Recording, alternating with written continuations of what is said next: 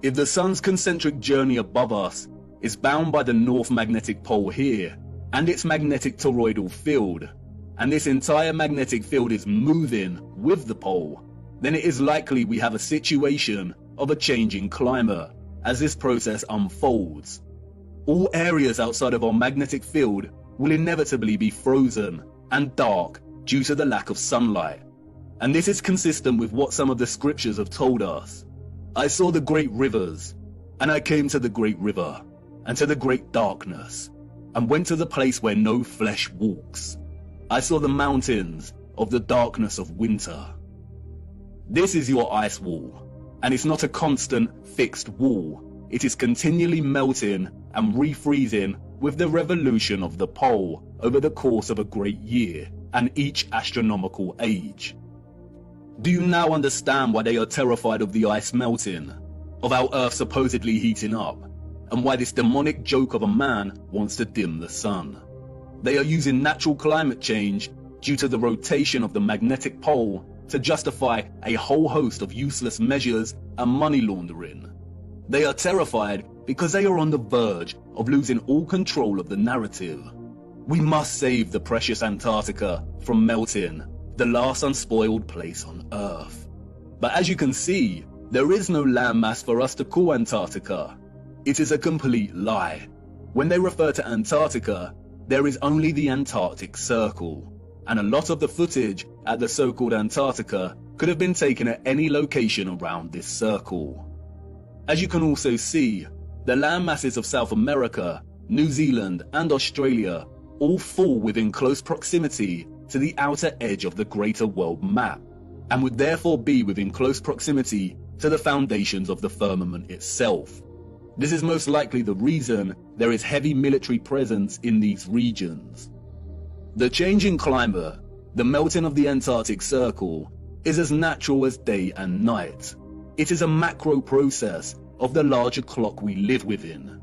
We have already discussed how the constellations that the sun is in during the equinox and solstice form a cross on the zodiac wheel when signaling the age and tropic designation. We'll look closer at the Prague clock again. The central dial of the clock is placed within the center of our magnetic field, and the sun and moon move within this field. Our magnetic field is off center from the overall greater realm.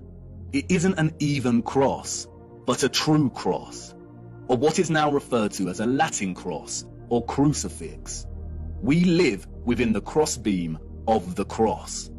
And in case you hadn't noticed, our magnetic field pocket within the greater realm also forms a crescent moon.